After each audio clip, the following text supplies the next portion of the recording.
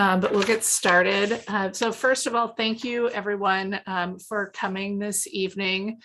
We are very excited to be getting back together with everyone. This, just so you know, this meeting is being recorded, and that's so that we can replay the panel discussion that we're going to have later on at the second time we show this tomorrow. So my name is Heidi Swank, and I am the Executive Director of Rethos Places Reimagined. One second. And I am here to kind of kick things off and get things started. So we are, while I am the Executive Director of Rethos, this is actually a coalition of 3 organizations that make up the RevitalizeMN coalition. It's New History, Rethos, and Winthrop and Weinstein.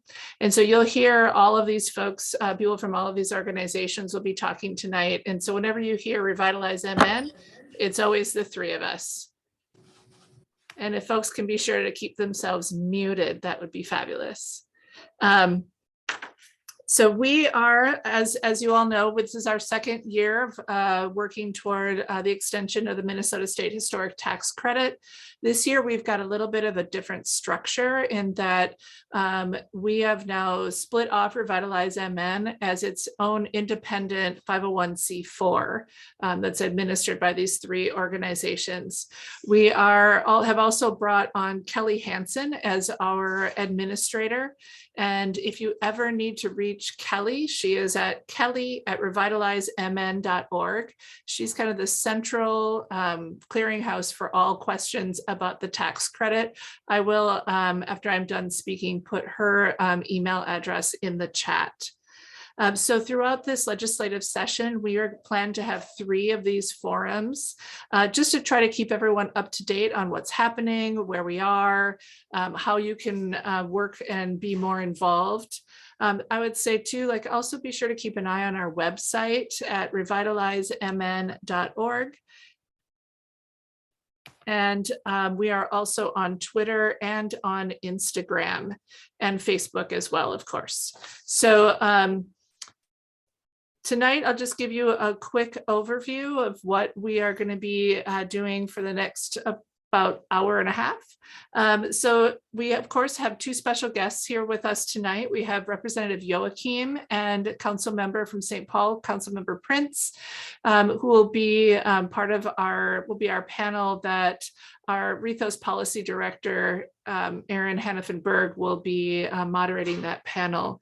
But first, we want to give you a little bit more information on the work that RevitalizeMN is going to be doing over the next few months. So we have our crack communications team of Altavia here. So they will, after me, they're going to give you a little bit of an overview of what our communications plan is. And then, of course, we have our amazing lobbyists of Tom Hansen and Joe Bagnoli, who are going to talk some more about the policy and where we are at this point at the beginning of this legislative session. And then we'll move on to the panel that, like I said, will be moderated by Erin Hannafin-Berg with our 2 special guests.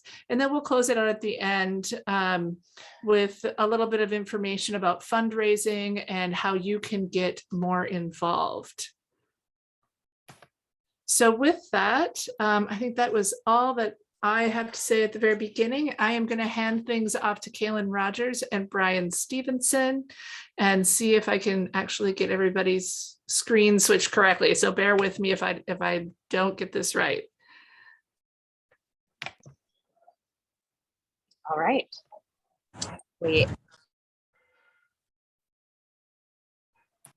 All right, so I'm going to quickly introduce myself. My name is Kaylin Rogers. And like Heidi said, myself and my colleague Brian Stevenson both work for Altavia, and we are thrilled to be in round 2 of communications on the historic tax credit. So quick recap for you. Last year, we spent a lot of time on media relations in particular for the tax credit, making sure that we worked with folks in the media, reporters and editors and storytellers of all kinds across the state of Minnesota. So making sure that we positioned this issue as one that is bipartisan and one that affects the Metro as much as it affects Greater Minnesota. So statewide, and everyone is impacted.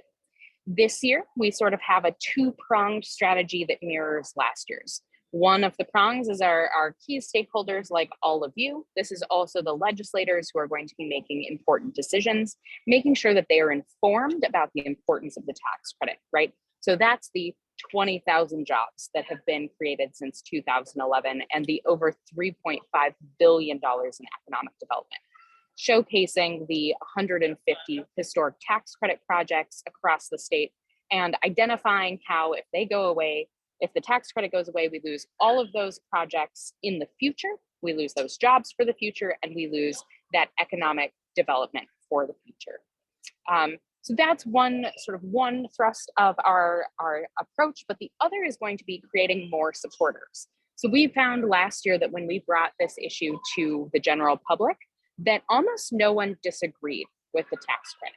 So we're going to do more education in that frame, more work through the media to make sure that the public is getting engaged and that everyone's voices get to be heard on this issue.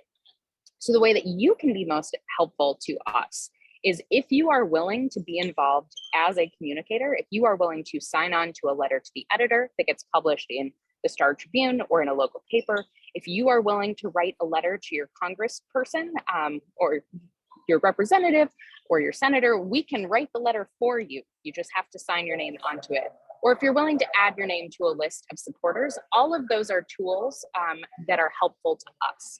The other thing that you can do to be helpful to us is let us know if you have a story around historic preservation. Megan Elliott and Aaron Hannafin-Berg have been great at helping us source stories statewide. But if you are a developer, or you know a developer, or you are an architect who has worked on these things, or you have a connection in some capacity to a project that is happening in your community or did happen in your community that you're excited about and passionate about, please tell us. We would love to help share that story widely and broadly, because a large part of our strategy involves humanizing the issue, showing the people's stories, the difference that it makes to real people living in real communities. So you'll hear from us sporadically throughout the session. We will be hosting these sorts of webinars so that you can learn what's going on. And certainly as we get closer to critical dates, which the legislative team will talk more to you about, we will be reaching out for your support. The only thing you can do to make our job easier and make us more effective as we talk to legislators and get them to push this forward is come to us proactively or respond to us when we ask you for help. Brian, if you have anything to add, please do. Otherwise, we'll kick it back to Heidi.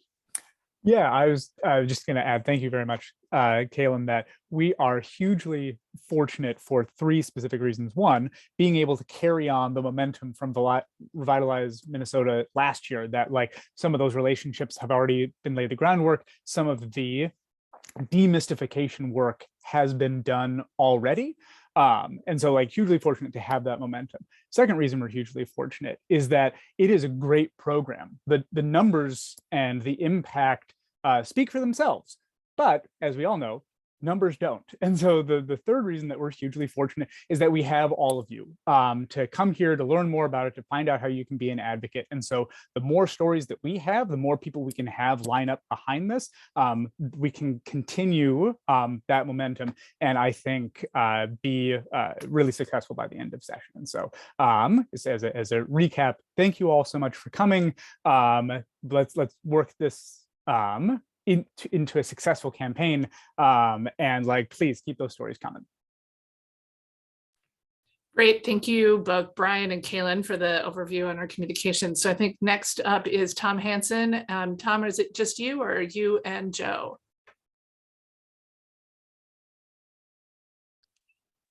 I am here as well, Heidi. I am on I'm on my phone, so okay. So we won't pull you up on the screen. We'll see Tom. I've seen Joe today. You don't want to see him anyway. So thank you, Heidi. And that was an excellent overview on the historic tax credit. I'll lay out a few things and then I'll kick it over to Joe for whatever I leave out. The historic tax credit, as most people on this webinar know, expires on June 30th, 2022, which is a few short months away. We are grateful and fortunate we have Representative Youakim to thank for that, because it was supposed to have expired a year ago, and she was our House author. And while we had a original bill that took out the expiration date altogether, the legislature settled on 1 year for multiple reasons. So we're back again. Our Senate author is Senator Jeremy Miller, and with the help and effort of those two and Representative Marquardt and Senator Nelson, we're able to get the 1 year extension. As we come into the next legislative session, which begins in about 10 days on January 31st, the legislature is entering its supplemental budget session. And as a lot of us have seen on the news, the legislature is dealing with a $7.7 billion, that's a $1 billion surplus in the current biennium, and that money carries over into the tails with about over $5 billion. So the key point is with those numbers is that there's money in the out biennium. The reason that the legislature, there's a lot of support for the historic tax credit, but the reason we didn't get a broader extension was, and Representative Youakim will probably touch on this, there was concern about the cost in the tails. I think that there's probably enough money in the tails now that that issue will be, or that concern might be mitigated a little bit. We have, as Brian and Kaylin have said, we have, I think we have a lot of support and knowledge among legislators. It isn't a matter of whether people don't like it or not. It's, in the last session, it was a matter of there were other priorities. I see a question, what are the tails? That in Minnesota, we budget every 2 years. So we're currently, our current biennial budget is 22-23. We then set up planning estimates is another way, so they track how much the current biennial costs will carry forward into the next biennium, which is 24-25. Now, this lingo, tails is lingo for the next 2 years, after the 2 years that we're already in, that the budget's already been passed statutorily. So the legislature, Minnesota is one of the better states at keeping track of how much things cost, not only in the these 2 years, but the next 2 years. So we have a lot of support among legislators. But we also have a lot of competition, like we did last year. The tax bill, there were a lot of other things that got funded, and there was very little money for us. So fortunately, there's more money going into this year, and we have a lot of support. Joe, do you want to add anything? If you're still there. Yep, I'm still here. And the only thing I think you did, I think, Tom, you summed it up very well, but I think to the degree that we have a very broad coalition that includes labor. We've had some good meetings with Governor Walz and Lieutenant Governor, and we're hopeful that, frankly, all the good work that's been done to date will translate a successful outcome. Well, and the governor's supposed to announce his tax recommendations tomorrow, Thursday. So we have made a big push to get into the governor's recommendations, and we will know in about 18 hours whether we are there or not. Whether the governor recommends our tax credit or not, we still have the same plan to work with legislators, with Representative Youakim and Senator Miller and others. But it would help if the governor included us in his initial recommendations. Heidi, I'll kick it back to you. Sounds good. Thanks, Tom and Joe, as always. So I think at this point, we are going to move on to our panelists. So I know there's a lot of people here, so it's going to take me a minute to put the spotlight on the correct people. But I do see that we have Representative Youakim here. So Representative Youakim, I'm gonna put you up on the big screen at this point. And I am looking for Representative Prince. And Representative Prince, if you are here under another name that I'm not seeing, please unmute and let us know. I know that she had a city council meeting that was kind of bumping right up against this, so she may be a little bit late, but that's fine. We can get started.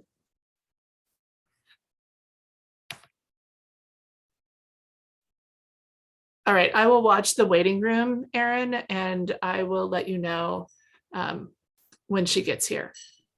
Super, thanks so much. So yeah, Representative Youakim, we are so grateful to have you join us this evening, and we've got a round of questions to ask you, just so that our stakeholders can learn a little bit more about how they can successfully advocate for this, and then what they might need to know about your work at the Capitol advocating for this.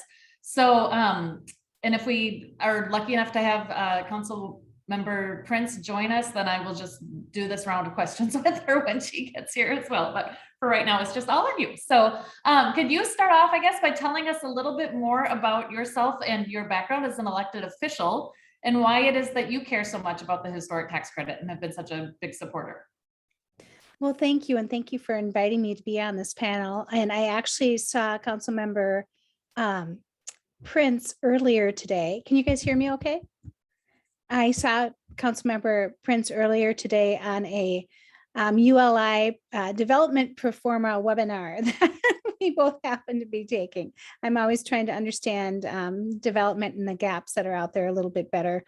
I am Cheryl Youakim. I represent the cities of Hopkins and St. Louis Park.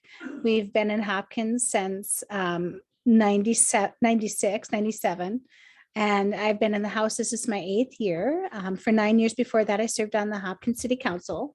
So very familiar with old main streets that we have in Hopkins and redevelopment and how important it is to maintain those old structures. We have quite a few wonderful ones in town, and just got some of them named as Erin pointed out to me, and I'm going to get the designation wrong. Do you want to say it for me? Yes, it's downtown Hopkins is newly designated or newly listed on the National Register of Historic Places. So there's the downtown Hopkins Commercial Historic District now on the National Register. Which is about 4 blocks from my house, because I think it starts over on 7th and not 5th, where I'm on 7th. I guess it'd be about 2 blocks from my house. Anyway, beside that, I serve as the Property Tax Division Chair this last year and this year so this biennium. So our sessions are in 2-year increments, and like Tom and Joe pointed out, we started last year with setting our 2-year budget, and we do talk a lot about the tails. And we have been focused on what to do with the surplus that we have. Normally in a traditional biennium, the second year is focused on policy and bonding and is a little sleepy. This year we have redistricting thrown in, which was going to make it a tad bit more exciting. And then on top of it, the minute you have money to spend, things get really crazy. So it'll be a busy year this year. And as Tom pointed out rightfully, that we have to, when you look at the surplus, my 2 words are cautious and creative. You want to make sure that you're looking at what money's there that could be spent on just one time. $3 billion of that $7.2 billion surplus is rolled over from 2021 and money we did not spend because we had either federal money coming in or you had a drop in per pupil enrollment. So there's a lot of expenses that are going to come back on in the tails that you have to keep in mind. And then when we do our forecast, we have inflation set in the forecast on the revenue side, but not on the expenditure side. So you end up having a strange gap there as well. I think in the forecast, they assume a 4% interest, but of course we all know the crazy things that are happening when it comes to inflation right now. So we are looking at things carefully and trying to figure out how we can judiciously make investments going forward. And I think the historic tax credit is one of those amazing bills that we can do to not only preserve our historic buildings, but to help grow the economic base for communities and bring job and labor into our towns. That's one of the reasons, well, frankly, one of the main reasons I fell in love with it is because I love history and I love old buildings. But it just makes sense. It makes a lot of common sense beyond that. So as Erin said, we've been working hard to get an extension. Last year, we did not have as rosy a picture of a forecast into the tails as we thought we would. So that's why we're only able to get the 1-year extension, and we kind of had to push for that. Trust me, I've already been talking to Chair Marquardt about making sure we can extend it further. In fact, 3 years ago, when I picked my spot on the floor, I made sure I was sitting behind him. And when I picked my office in the office building, I made sure I was around the corner from him and maintain that close distance and proximity, because it doesn't hurt to be close to the tax chair. And you should also know, and we've talked about this, we did new legislation around tax expenditures like the historic tax credit, that if any new ones come in, they automatically sunset in 8 years, and there's a tax expenditure working group that looks at it to see if it's doing what it was meant to do. But this is another reason why historic tax credit is so perfect. It's because the work you've done working with the U of M Extension Service to collect all the wonderful data to show that it's worth the bang for the buck. And having that data there really helps us make those pushes with the legislature. That, and having all your personal stories when it comes to the development and how you've seen it work in your communities, is really what legislators need to hear when we make those decisions. So there's kind of a long answer to the question. Yeah, and I'm thinking like, okay, how many of my other questions did you already roll into that answer? It was so great, so thorough. Why do you think that it should be a priority for the legislature this year? Well, there's many different ways when you look at ongoing investments and what it's going to do. You look at ones that are short-term that fill a gap. You look at things that will work long-term to build either equity or build the economy. Historic tax credit is that long-term goal of looking at what can we do to expand a tax base so that it actually builds a community, builds businesses. But then also when you look at a town like Hopkins, which is fully developed, the only way you really can expand your tax base is redevelopment. And expanding your tax base then helps everybody lower their taxes. So that's one of those things that the historic tax credit can do, is help those fully developed communities expand their tax base. It's another tool in the toolbox.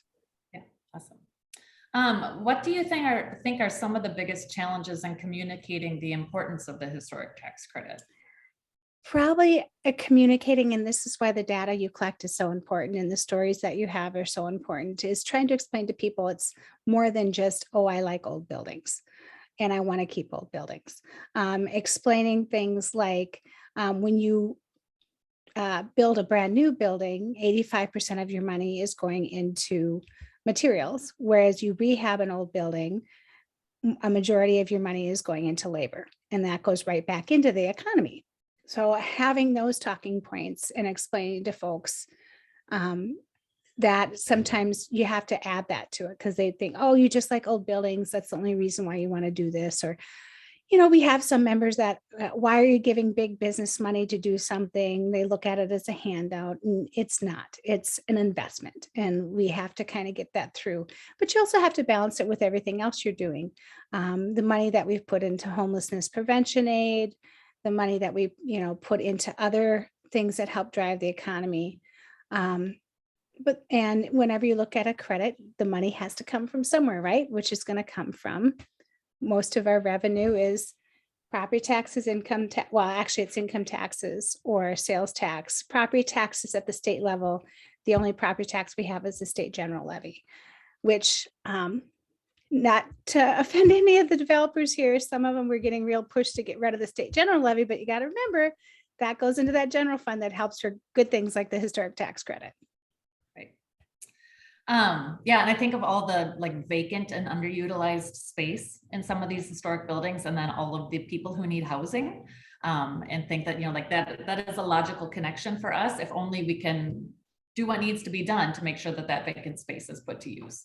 Well, and affordable housing is whole nother ballywick, and I keep looking at affordable housing as we need a layered approach. It's just like the opportunity gap. If there was one answer, we would have found it already.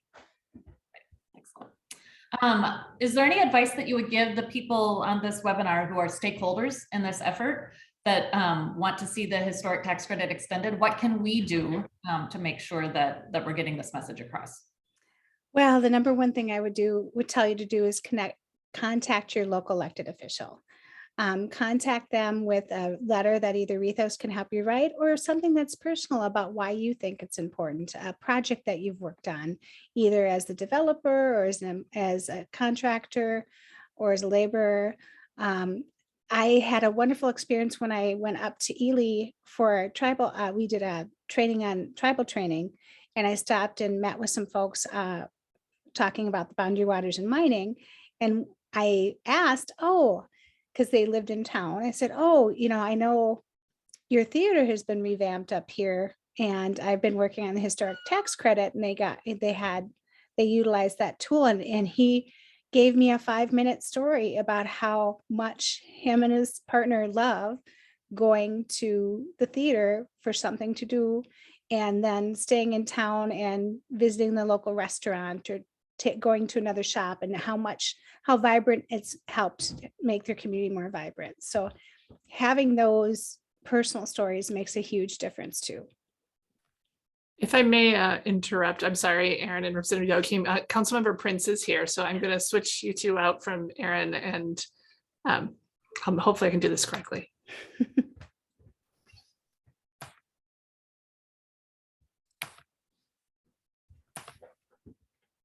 Yay. Councilmember Prince, thank you so much for joining us. I know that you came just from a city council meeting, so we're so glad that you were able to squeeze us into your schedule tonight, and are glad to have you. Absolutely, it's my pleasure. Great. I love the work you do and historic preservation. So it's a pleasure and an honor. Thank you. So we've just pestered Representative Youakim with a few questions. So if you don't mind, I'm just going to pass it along to you for a little bit to catch up, and then we can kind of do some summarizing at the end. I've got a question that both of you could respond to, I guess, at the same time. So Councilmember Prince, if you could just let us know a little bit more about your background as an elected official, and why it is that you care about and champion the historic tax credit. Thank you. I represent the south half of the east side of St. Paul, and that includes the Dayton's Bluff Historic District. And I've lived in the neighborhood for going on 40 years, and know very well from the creation of that historic district how transformative it was for the Dayton's Bluff neighborhood. We have been able to maintain the character of the amazing place that it was. It includes both worker housing and big mansions, and historic resources, like right now we're working on the redevelopment of the Hams Brewery. But originally I come from New England, from Brockton, Massachusetts. And so I love history, but I also grew up really appreciating the preservation of the history of New England that I lived amongst. Brockton was very much a working class community, but did not tear down all its buildings, and has maintained its beauty. So in any event, historic tax credits, I know, are a really important way. I don't totally, I'm no expert in how one applies them, but I know they have been key to our being able to restore not only historic treasures, but underutilized buildings in our neighborhood for which other funds might not be available. And and now with the Hams Brewery, I know one of the things that among the questions is, how important is it that we make these permanent? The Hams Brewery, we have a new director at the Department of Planning and Economic Development who came to town about a year and a half ago and said, oh my God, Hams Brewery, there is a huge opportunity here. And we have just released an RFP and we're getting a great, well, we had hoped to get a better response to it. The rent stabilization ordinance has kind of thrown a wrench into housing developers coming to St. Paul for the time being. But the RFP is written based on preserving the structures there and using historic tax credits. So for our purposes, it really is important that we know they're going to be around for more than a couple of years and a couple of years. And so the permanence question is important. So I won't get into all the other questions, but that's how I come to this. Yeah, that's great. Thank you so much for that. And I guess for both of you, if they're members of your colleagues, and I know that a lot of the work that you do is influencing other people within the body that you work within, to maybe see your side of things, or to balance that out. How might you explain the benefits of the historic tax credit to them if you were trying to find somebody who was a little on the fence to come along to supporting an extension bill? I think the most compelling reason to give is it's another tool to be able to redevelop our cities. It's another economic development tool. If we have historic tax credits that we can use on eligible buildings, then we don't have to use other sources of funds. We don't have to create that extra competition for the funds that we have. So that would be one way that I would do it, is that this is a tool. It can be used in a variety of circumstances where it can be used and other things can be used elsewhere. So we don't have to burden our other resources. Representative Youakim, is this something that you think that local elected officials support would carry any sway at the legislature to help advocate for this historic tax credit extension? I think it definitely would. In the case of many of us, most of us meet every year, if not more than once a year, with our local electeds to see what their legislative agenda is. And I think that is might be one of the first places I actually saw the historic tax credit was as a city council person, our administrator putting together our legislative plan and then running it by us. We could always use more. Local electeds listen to their local communities. So to have the cities there as well as the developers talking about it really does help. But one of the things too, if I was trying to convince one of my colleagues, I would try to look at how it would benefit their community. And if they didn't necessarily have a project that had happened in their community, one graphs that you guys have shown was how many of the workers come from how many of the counties. I think it was over 60 some counties that industry has used labor for projects that were part of the historic tax credit. So whether it be a project in their community or something that a developer is looking at their community, or the fact that they have laborers coming from their community or materials coming from their community to be put into projects that are part of the historic tax credit, just trying to find that common ground or a reason why they should support it. Yeah, that's an excellent point. And it's one that a developer of a project in downtown St. Paul actually had pointed out to me a few years ago, that this project in downtown St. Paul didn't happen with a workforce that lived in downtown St. Paul, right? That workforce came from someplace else. And so, of course, we want to support the local workforce as well. And especially in some place like Dayton's Bluff that has a lot of local workforce, but downtown St. Paul is not really known for its high residential population. Everybody's coming from someplace else. And I think that those are from farther outside the metro area than people might otherwise expect. Yeah, and anytime you can regionalize a project, just like we do with the bonding bill, something that's happening in Rochester affects all those communities around Rochester. Things that happen in the metro area, frankly, 65% of our taxes in Hennepin County go towards, all the rest of Minnesota, or in the metro area, go to all the rest of Minnesota. So just having those conversations and realizing how one part of the economy drives the other sometimes can help sway folks. Heidi, do we have chat questions that you can raise up? I've seen some come in, but it's hard to track them. Yep. I think one of them that just came in is, has there been any outreach to the construction unions to support the tax credits? I know the Carpenters Union was with us when we did press conferences, and I know they've been big supporters. I'm trying to remember, you guys will probably know better than I do how many other unions we've worked with. This is Joe here. I can respond to that. Representative Youakim, you haven't forwarded you the letter, but the carpenters, the local 49, which is the operating engineers, Dave Ibarra, and the pipe trades, all sent a letter to the governor about 10 or 15 days ago, urging him, as they rarely, as you know, the trades very rarely have tax requests.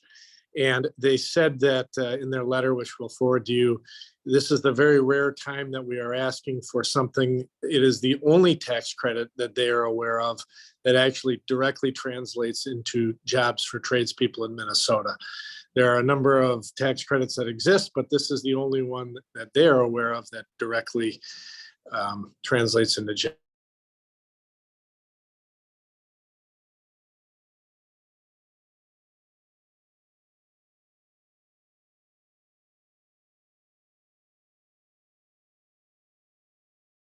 I'll tell you this, and I'll send you this to Representative, is the Historical Society sent a letter to the governor as well about 10 days ago, also urging him, as they are also an entity that rarely asks the governor for help in the tax arena. So we tried to suggest to the governor that this was a broadly based, and come at him with entities that are of importance to him, as well as That's us. very helpful to know. Thank you. And Yeah. I'm sure having the new Senate Majority Leader, having been the former author, might help a little bit as well. There's another question. I know that there's been an increase for the tax credit at the federal level to 30%. And there's a question of wondering whether the state would consider an increase to 30% for the state historic tax credit. At this point, we haven't talked about it. I just want to get the extension in there. And then maybe we can look at conformity after that. But no, there has not been discussion about that yet.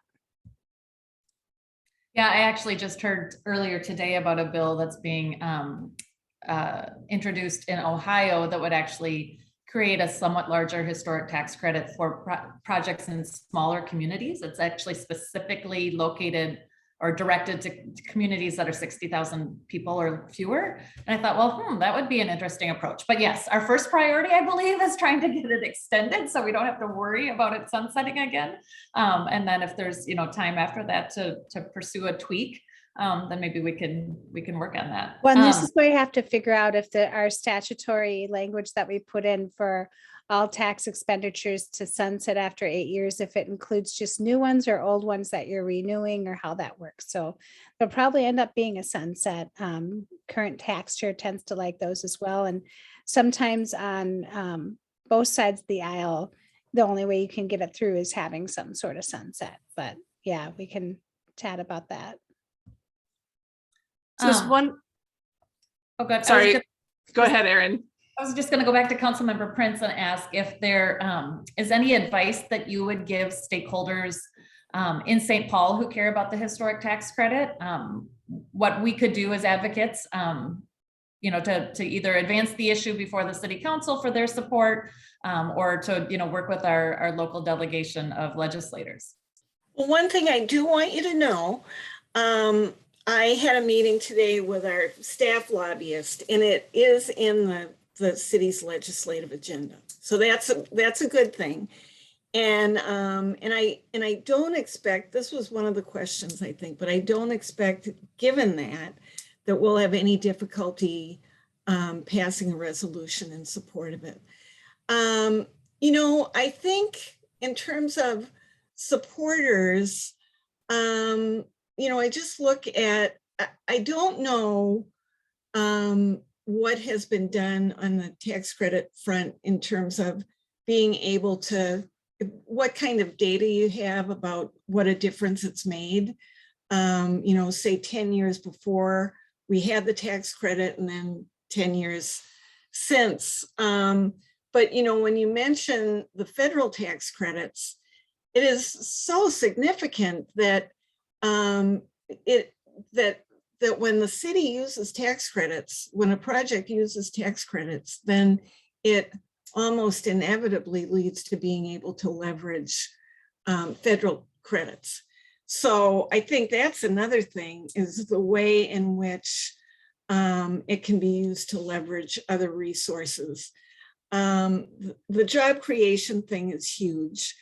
And, to the question about labor, I mean, one thing, of course, as I said earlier, the rent stabilization ordinance has put us in a real bind in terms of our housing development. But the fact that historic projects can be done and affordable housing projects can come in when that won't be seriously impacted by the rent stabilization, other than, as I mentioned, housing developers building market rate, which could be part of the HAMS development. But I think that this being another tool that we can use for development is significant.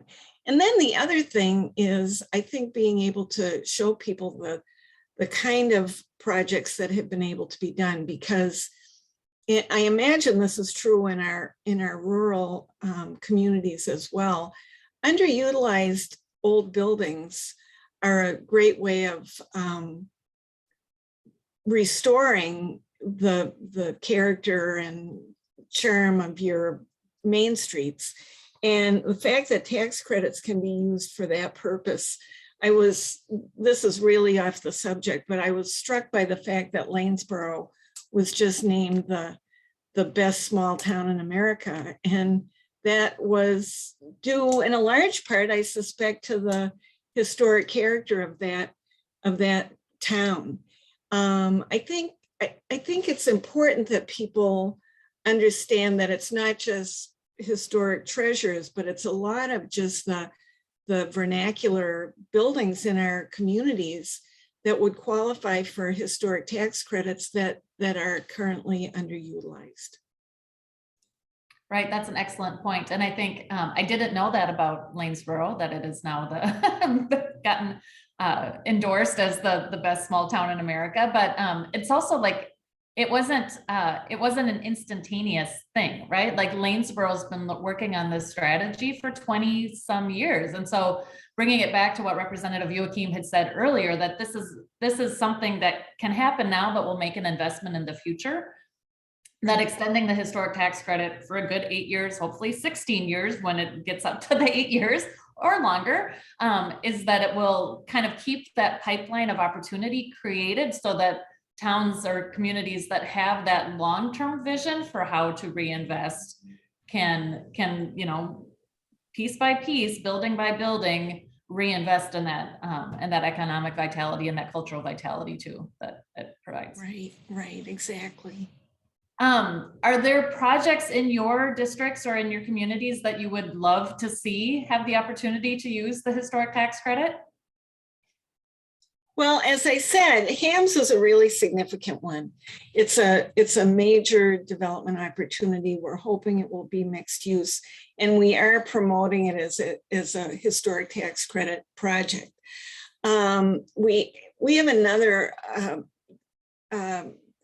eligible, Federal Register eligible building on East 7th Street that has just been horribly treated and was on the city's list to, it had gone through all kinds of appeals and the city was ready to tear it down. And a bunch of our historic advocates said, please, please, please don't do that. Let's just try to find a buyer. So the community went out trying to find someone, and actually someone who we didn't know has decided to redevelop it into an apartment building, possibly with commercial on the first floor. I haven't heard, but historic tax credits are the way they're doing it. So this is a building that if you drove by it, you'd say it was a blight. And I tell you, through in all of our commercial districts, on Payne Avenue, on Arcade, there's a building on Arcade right now that I'm not sure that they're going to be using historic tax credits. They are working with Carol Carey's group, Historic St. Paul, to get their facade done. But it's just a fabulous old bank building that nobody really noticed it had been a print shop. And now it's going to be a boxing gym, but it is a wonderful couple, Georgia and Ceriso Fort, who are opening it not only as a gym for people who want to work out, but also as a social enterprise for youth in the neighborhood. In fact, Carol helped me prepare. When I got your questions, Carol was a big help to me. And one thing she said is, if we want to fix historic tax credits at all, one thing would be to allow smaller projects to be able to be funded with them. And I'm not sure what the cutoff is. I can't respond to questions about that, but that was an idea that she had had. You know, I think in Minnesota, all of our cities have these buildings that, as I said earlier, that are, and we have them all over town here. University Avenue, Raymond and University is another place that it was as a result of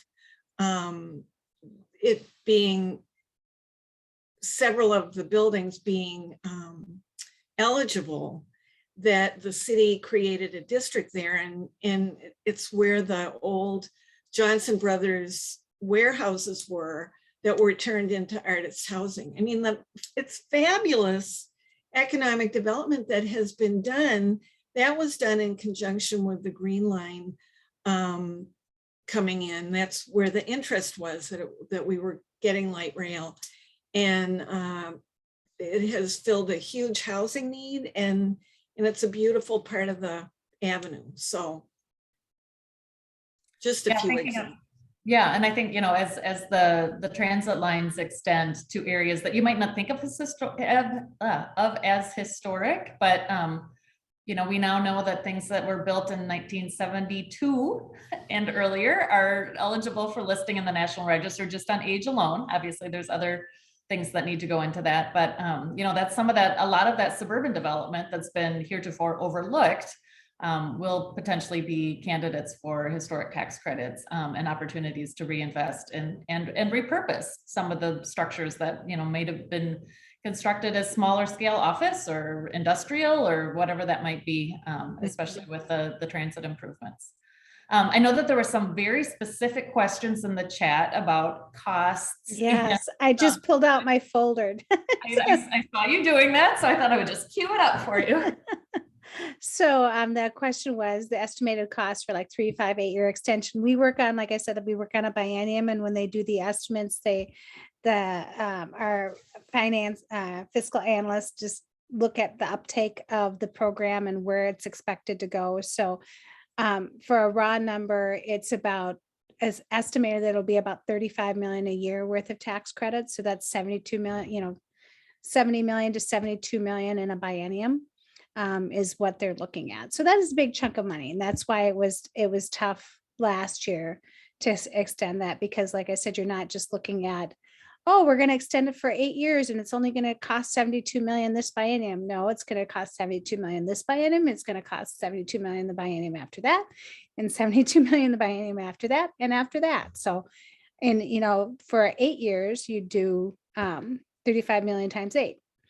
And that's how much it would cost. So that's kind of the fiscal number. So it's a big chunk of money during regular bienniums when we don't have as big of a surplus, but hopefully looking at it this year with more of a surplus. And if we continue to not make dramatic changes like completely getting rid of the state general levy, we will hopefully still be able to manage that in the tails.